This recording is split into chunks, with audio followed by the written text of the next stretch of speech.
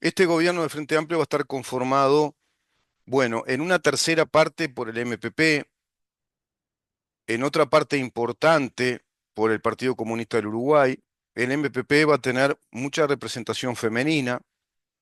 Se habla de que va a ser un gobierno de paridad en esos términos progresistas, el gobierno de la paridad de Yamandu Orsi, muchas mujeres como ministros, también una mezcla entre Partido Comunista del Uruguay y MPP, y el astorismo que va a tener cuatro ministerios o cuatro representantes en ese gobierno. Por otra parte, se plantea el dilema de un poder legislativo dividido, literalmente dividido, la coalición de gobierno actual con un diputado más, pero ya sabemos que Álvaro Perrone, integrante de Cabildo Abierto, partido que a su vez integra esta coalición de gobierno, manifestó que se da vuelta, que va a apoyar prácticamente de modo incondicional las propuestas de gobierno del Frente Amplio. Llegó a manifestar un disparate tal como que él siempre va a estar del lado del oficialismo, algo así como si fuera la reencarnación de un cortesano que siempre esté del lado del rey o del monarca, más allá de lo que el monarca haga, si es bueno o es malo, si es muy bueno o es muy malo. O sea, sin criterio propio. Su conducta es la conducta que se apega al oficialismo, como si acaso el oficialismo fuera algo bueno en sí mismo. Puede ser muy malo. El gobierno en sí mismo no es ni bueno ni malo. Tendrá que demostrar en los hechos si es un buen gobierno o un mal gobierno. Y en este país ya es complicado hablar de buenos gobiernos cuando en los sucesivos años, a partir del primer gobierno del Frente Amplio, porque es ahí que empieza la disrupción institucional fuerte, todos los gobiernos, los tres gobiernos consecutivos del Frente Amplio y este gobierno de la coalición actual de gobierno, no respondieron al Estado de Derecho, no respondieron a los paradigmas constitucionales, no respondieron a los mandatos constitucionales. Por lo tanto, no es nada aceptable hablar de un buen o mal gobierno cuando ya directamente no responden a la Constitución de la República.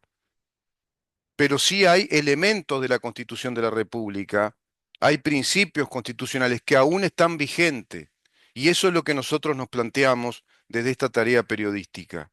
¿Seguirán vigentes esos principios constitucionales? Uno de ellos quiso ser derribado a través del plebiscito del PIT-CNT contra la propiedad privada, planteando a través de ese plebiscito, bueno, una normativa constitucional que fuera derogatoria de la capitalización de ahorros con efecto retroactivo en esa derogación, eliminando los derechos de propiedad generados bajo el régimen de la seguridad social de la capitalización de los ahorros y perjudicando severamente también la propiedad privada de los fondos de inversión, porque a su vez derogaría retroactivamente la propiedad privada de las empresas financieras que llevan adelante esta tarea de colocación de, de capitales para los fondos de inversión, es decir, las AFAPs, las empresas financieras que están autorizadas por la ley de la seguridad social, las tres leyes sucesivas y el Banco Central del Uruguay. ¿Eso seguirá?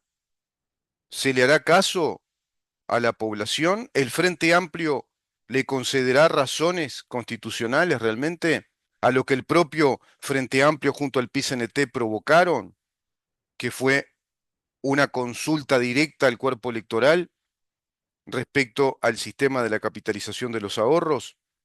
¿Reconocerá que fue un resultado abrumadoramente mayoritario en pos de continuar con el régimen de la capitalización de los ahorros y que fue una desaprobación mayoritaria al contenido plebiscitario que planteaba el PCNT y el Frente Amplio?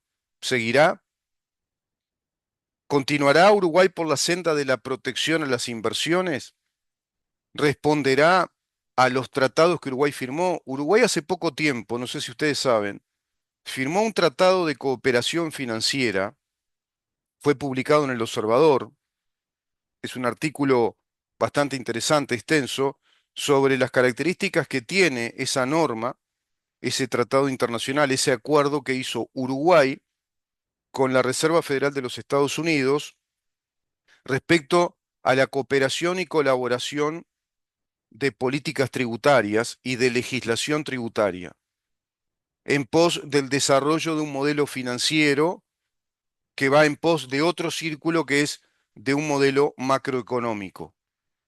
Uruguay desarrolló ese tratado, lo firmó, lo completó, ya está ratificado bajo este gobierno, ese tratado de cooperación financiera y tributaria con los Estados Unidos. ¿Qué pasará ahora con Estados Unidos bajo la administración de Donald Trump, que tomará recaudo de todo eso, por supuesto, que tomará noticia de que Uruguay tiene un tratado de cooperación en materia tributaria y financiera en pos de un modelo macroeconómico dirigido a la protección de las inversiones, que es el modelo que internacionalmente se va a instalar en el mundo con más fuerza a partir de la administración de Donald Trump, alineada a la administración de Javier Milei, de Nayib Bukele, del gobierno de Paraguay, que incide fuertemente en el comportamiento de los países integrados al Mercosur. También es Estados Unidos que se va a abrir a más mercados con la Unión Europea. La Unión Europea, que ahora, bueno, ha avanzado en un acuerdo de tratado de libre comercio con el Mercosur. ¿Qué pasará con ese tratado de libre comercio de la Unión Europea con el Mercosur en ese Parlamento uruguayo y en este nuevo gobierno del Frente Amplio? ¿Continuarán por esa senda? ¿Quedará alineado Uruguay a Argentina y Paraguay? Y lo mismo Brasil, que terminó aceptando el Tratado de Libre Comercio con la Unión Europea. Dicho sea de paso, ya los voceros del gobierno de Donald Trump manifestaron que hay una firme intención de llevar adelante también las instancias para arribar a un tratado de libre comercio entre Estados Unidos y Mercosur, o entre Mercosur y Estados Unidos. ¿Qué pasará ahí con el Frente Amplio? Tiene un antecedente muy malo. ¿Se acuerdan? Cuando Tabaré Vázquez quiso hacer un tratado de libre comercio con Estados Unidos y los talibanes de la mesa ejecutiva del Frente Amplio le dijeron que no. Gargano, fundamentalmente como canciller, en esa línea dura anti-tratados de libre comercio. El PIT-CNT ya manifestó que es muy malo un tratado de libre comercio y con los mismos argumentos talibánicos y anacrónicos que había planteado Gargano en aquel entonces. ¿Qué pasará en todos esos aspectos con Uruguay? ¿Qué rumbo económico, financiero, tributario, qué política económica asumirá Uruguay? ¿Continuará por la línea de este gobierno? ¿Será posible? ¿Es verosímil pensar que eso sea así? ¿Incrementarán impuestos? ¿Crearán más burocracia? ¿Incorporarán más funcionarios públicos al Estado? Y por la vía directa, ya respecto a ministerios, a instituciones que existen, o también por la vía indirecta de crear un nuevo ministerio y por ende, bueno, trasladar un mundo de funcionarios que le den equipamiento y capital humano, digamos, a ese nuevo ministerio. Eso es incorporar más y más burocracia y más funcionarios públicos, pero también ¿qué implica todo ello? La necesidad de la creación de nuevos impuestos o el incremento de las tasas impositivas de los impuestos preexistentes, porque el Estado necesita recursos económicos. ¿Y cómo los obtiene? A través de la transferencia económica por la vía impositiva. Por eso, un gobierno populista, un gobierno socialista, es un gobierno del voluntarismo político, es el gobierno de la concentración del poder en el Estado, es el gobierno de la estatización, es el gobierno del castigo a la actividad privada, es el gobierno, bueno, inhóspito para la propiedad privada, es el gobierno inhóspito para las fuentes de trabajo que provienen de la propiedad privada y de las inversiones, El Frente Amplio castigó muchísimo a las pequeñas empresas y medianas empresas. En este gobierno de Orsi, ¿vendrá un modelo económico de incentivo a las medianas y pequeñas empresas nacionales? ¿Habrá estímulo a la creación de capital? Todas estas interrogantes están planteadas a la fecha porque estamos en este compás de espera con profundas incertidumbres, dadas las contradicciones que se manifiestan entre Orsi y Gabriel Odoni, que va a ser el futuro ministro de Economía. ¿Qué equipo de economistas, qué equipo económico instalará Odone? ¿Qué equipo económico se va a instalar en la Oficina de Planeamiento y Presupuesto de la República Oriental del Uruguay? Y a su vez, las contradicciones que el propio Orsi plantea en sí mismo, cuando dice que el que va a gobernar es él. Pero por otro lado, sabemos que gobierna fuertemente en el Uruguay, sea el Frente Amplio gobierno, sea otro gobierno como ahora la coalición, el PIT-CNT tiene un poder político enorme a través del sistema de los consejos de salarios, que este gobierno no desmanteló.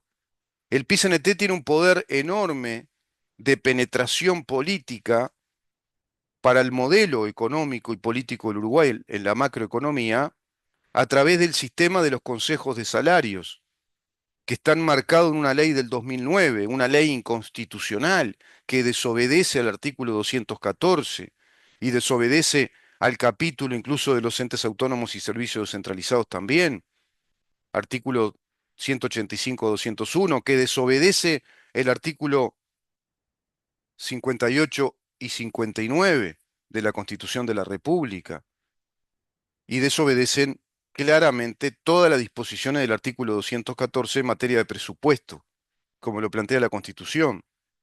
¿Qué va a pasar con este nuevo gobierno? ¿Qué campo de incertidumbre? Por un lado, la relación de la política económica actual con una política económica que se desarrolle desde la cartera económica de Gabriel Odone, que contará con la anuencia del Parlamento, las relaciones entre el Poder Ejecutivo y el Parlamento, porque para aprobar una ley presupuestal se requiere también las mayorías parlamentarias, pero claro, en un término acotado en el tiempo, hasta dónde la oposición se opondrá y hasta dónde acordará con nuevas políticas económicas, cometerá contradicciones de acordar políticas económicas que contradigan las políticas económicas que se desarrollaron en este gobierno, cometerá otras contradicciones en otros ámbitos del país a legislar, nos protegerá la oposición a nivel parlamentario respecto a la libertad de prensa, la libertad de expresión,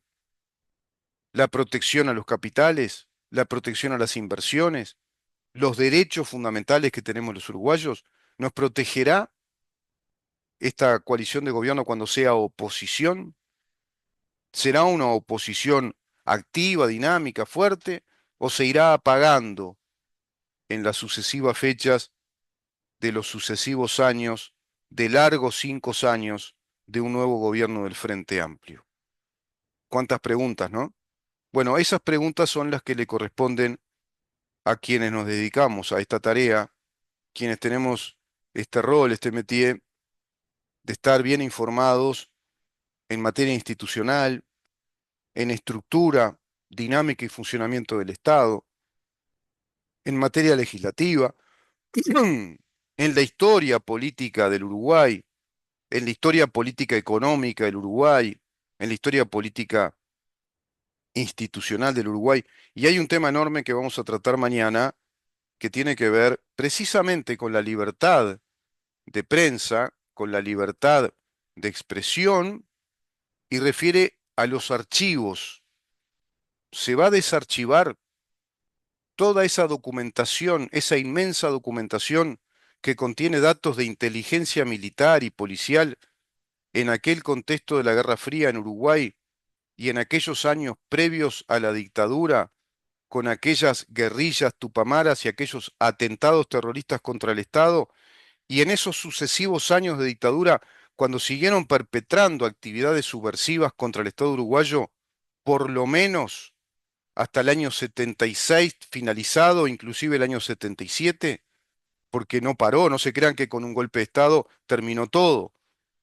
La subversión continuó trabajando, actuando y organizadamente contra el Estado uruguayo a partir de aquellos años 60, iniciándose, siendo muy incipiente en el 62, atravesando la década del 60, los años 70, hasta que sobreviene la convocada dictadura por la Asamblea General en el Parlamento uruguayo en plena democracia en el año 73, y luego durante ese proceso de la dictadura o ese proceso del gobierno de facto cívico-militar, hasta el año 77 continuaron las actividades terroristas contra el Estado uruguayo, luego baja muchísimo su intensidad, prácticamente se elimina la actividad terrorista violenta y organizada y sobreviene una democracia, a mi criterio, bastante renga.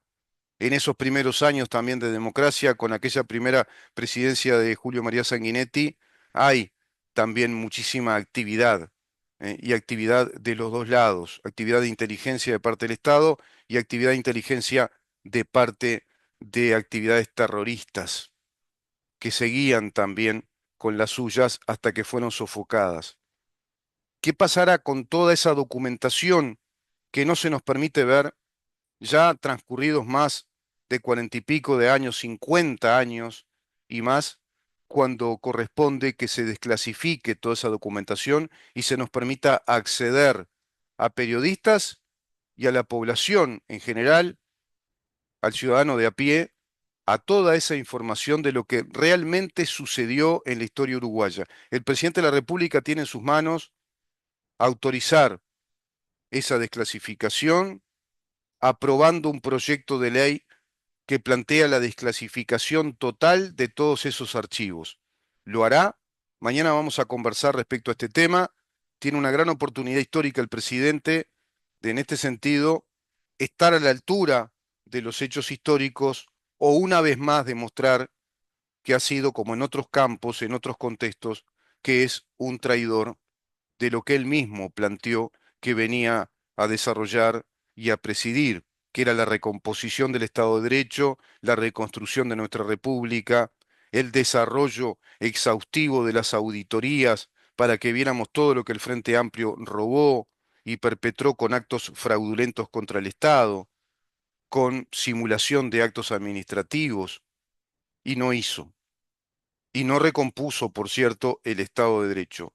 En esta oportunidad, ¿cumplirá el presidente o no cumplirá? Lo vemos mañana. Claro, lo que está pasando hasta la fecha, hasta mañana. No sabemos qué resolverá el presidente de la República.